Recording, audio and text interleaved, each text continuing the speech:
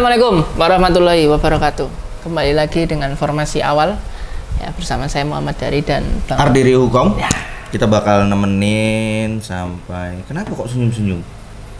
Gak apa-apa. Indonesia kalah kok senyum-senyum. Indonesia kalah senyum-senyum. Sudah lama kan kita comeback berdua. Wah, penjajah ya. Tapi kemarin itu adalah bentuk ini ya. Apa Bang? Apa namanya? Enggak, Jepang mbok yo gimana gitu lah. Penjajah ketemu penjajah itu kan. Kan Belanda ketemu Indonesia. Iya, benar. Sorry nih teman-teman, kita masih terngiang dengan pertandingan kemarin malam. Sebenarnya kalau kita katakan pertandingan kemarin malam itu bukan hal yang kita tidak prediksi sebelumnya ya Bang. Ya, kita udah prediksi kalau pasti Jepang ini bisa menang banyak lah. Betul. Paling enggak 2-0. Betul. Karena sebelum pertandingan itu mulai Bang, statistik Jepang itu dia dia memasukkan 15 kali, kebobolan cuma sekali.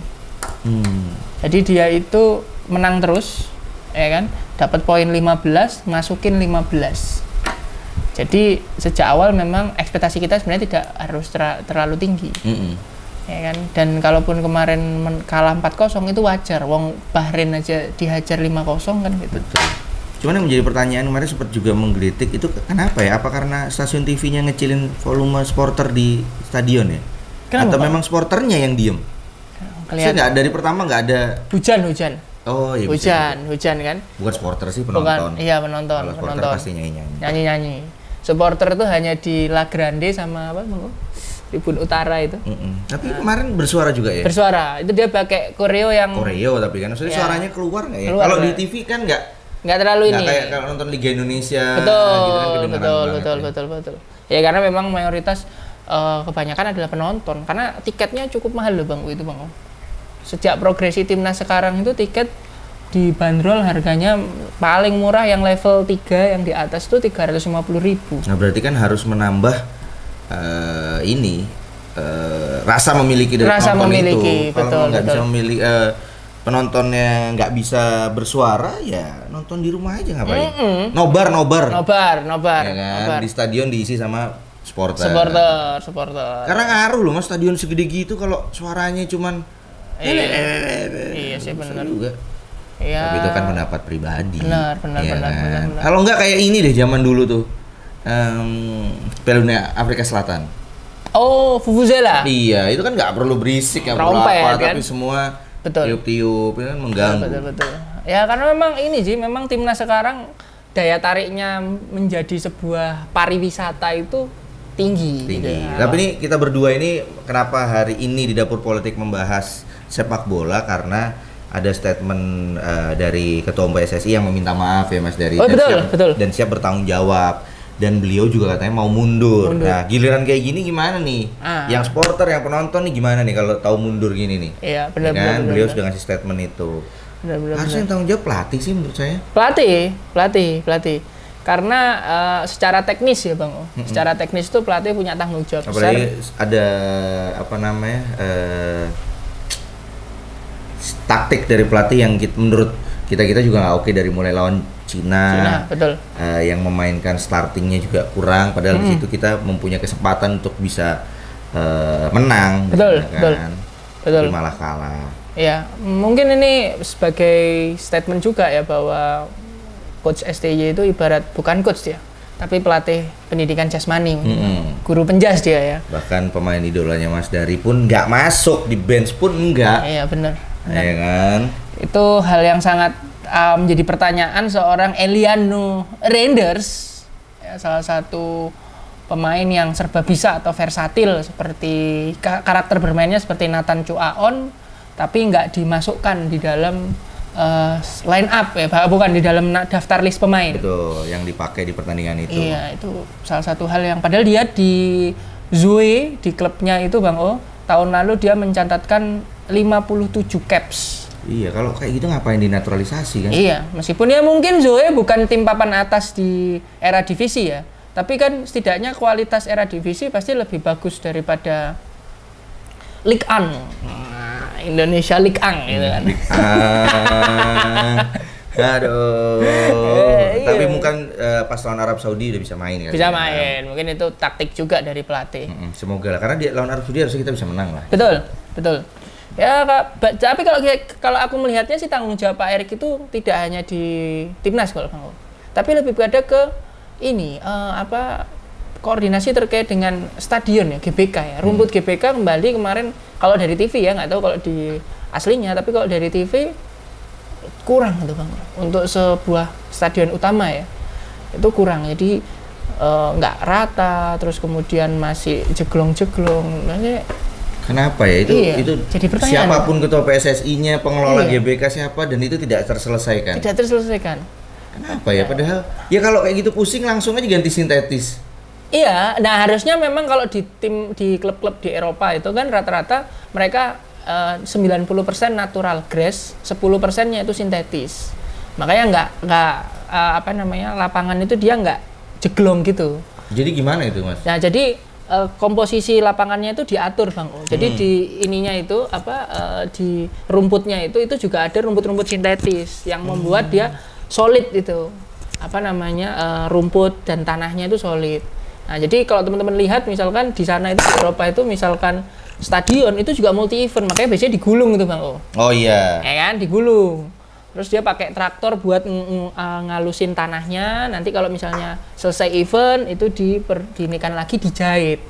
Nah, kalau sini kan enggak Bang. Kita masih pakai orang yang nanem-nanem. Iya, nanem. Itu loh Bang. Maju ke depan nanemnya. Iya.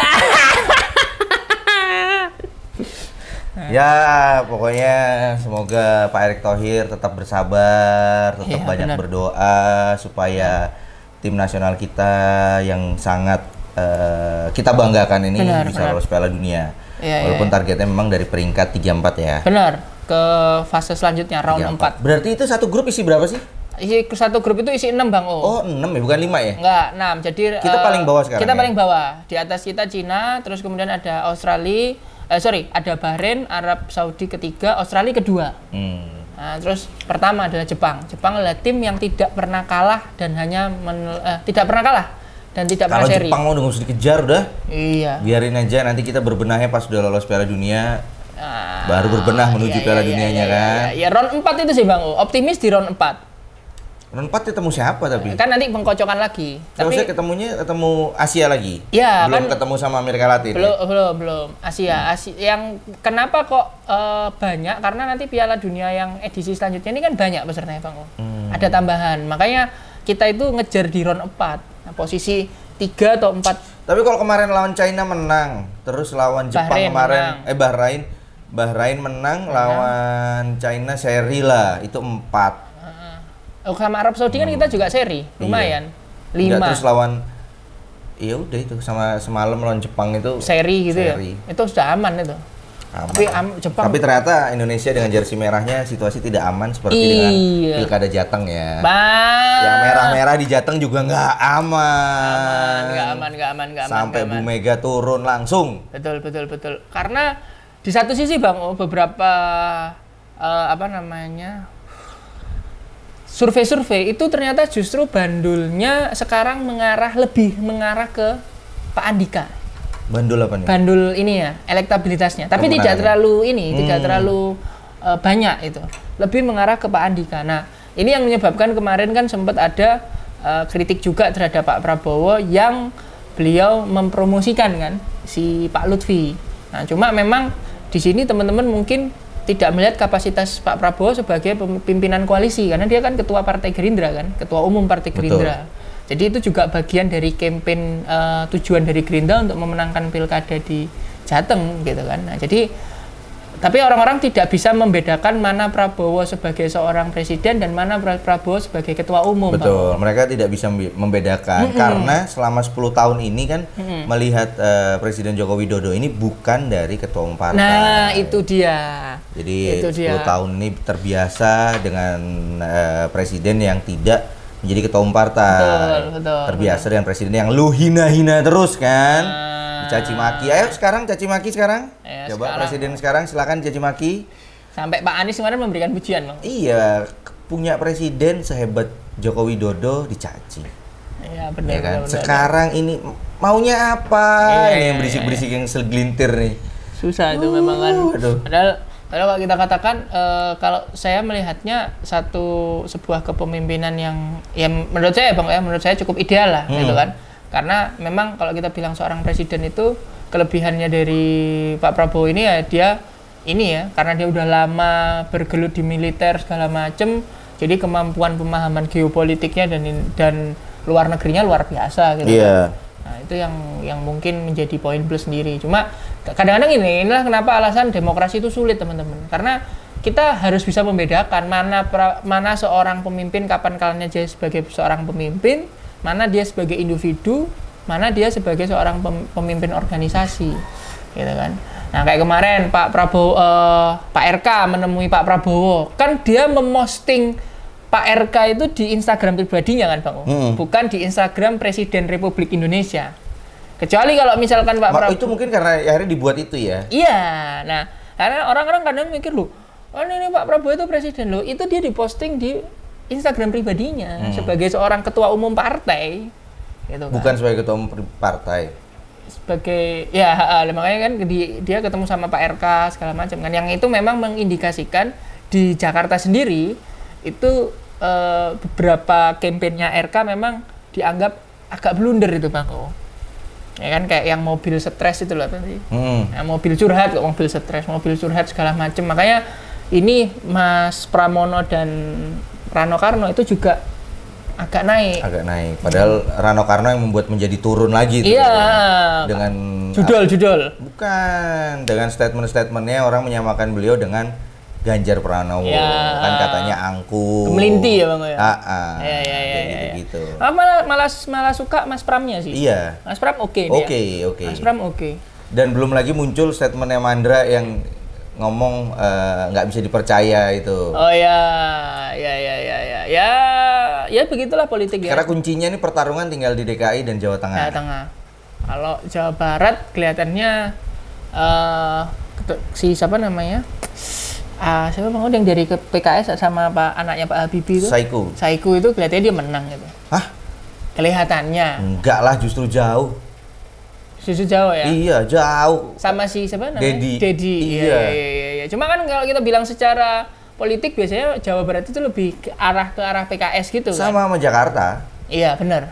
PKS adalah partai. Dan jangan lupa, DKI ini yang menang di provinsinya adalah PKS. Bukan. Yang menang di survei kalah pas hari ya. Iya benar. Belum ada sejarah yang menang di survei di DKI. Iya benar. Kayak Pak Ahok dulu gitu ya. Dia di media terus sosial. Benar. Dan hari ini yang menang Pramono nih. Pramono, iya. Nah ini. Jangan lupa nih mesinnya RK nih PKS loh. Iya betul. PKS juga salah satu partai besar di Jakarta. Dan kemarin memang ada dukungan dari Pak Anies dan apa. Tapi jangan lupa pendukungnya Pak Anies pun fighter yang dia mungkin bisa nggak ngasih dukungan malah. Ya betul. Tapi ini kan hanya diskusi dari kita berdua teman-teman. Jadi teman-teman pasti punya pendapat yang berbeda, itu biasa. Ya. Kita hanya menambah wacana berpikir aja. Betul. Jadi dan jelas seru karena menurut saya pertarungan di Jawa Tengah itu dan DKI itu adalah penentuan untuk di 2029. Betul. Karena kalau memang Jawa Tengah PDI bisa menang dengan Pak Andikanya, Pak Andika bisa menjadi kuda hitam di 2029. Betul. Terus habis gitu DKI juga pasti bisa, betul. Ibaratnya ini kalau mereka PDIP lepas di dua ini selesai itu. Selesainya maksudnya di momen ini ya, di periode ini selesai. Betul. Dan kalau di periode ini selesai, mereka harus menemukan orang seperti Joko Widodo. Yang itu mungkin akan datang di 2034. Betul. Kenapa kita berdua bisa ngasih statement gini? Karena berkaca dari zaman pemerintahan Pak SBY. Ya. Jadi benar-benar almarhum Taufik Kemas bisa menemukan Bapak Joko Widodo ini luar biasa. Iya. Kan masih ingat teman-teman di 2012 Pak Joko itu masih ngangkat ini Bang. Tahu nggak ketika pembukaan Rakornas kepala daerah Pak Joko itu masih ngangkat gong buat dipukul Pak SBY itu, ada videonya. Iya. Dan masih menerima Bu Mega di salah satu acara dengan ada Bu Sri Mulyani kalau nggak salah. Gitu kan. Ya memang garis tangan, takdir kalau mungkin menjadi calon presiden semua bisa, Iya. tapi takdir menjadi presiden itu adalah ya tidak semua bisa. Iya benar. Ya semoga kita juga berharap bisa juga Indonesia ke Piala Dunia. Betul, betul. Ya nanti di round 4 lah, targetnya round 4 lolos dari round 4. Kita juga nggak bisa memaksa. Ini di season pertama, kita bakal kembali lagi berdua di season kedua Ya. dengan bahasan yang lebih menarik. Betul. Dan pastinya sedikit nyenggol-nyenggol dari Mas Dari. Oke. Oke, nanti kita akan bahas juga terkait dengan di Jawa Timur. Nah, ini juga sebagai hometown kita juga harus membahas tentang pilkada di Jawa Timur. Betul. Saya Muhammad Dari. Ardirio Hukom. Jangan lupa like, subscribe, dan komen Menyala Project di YouTube, Instagram, semuanya di komen. Terima kasih.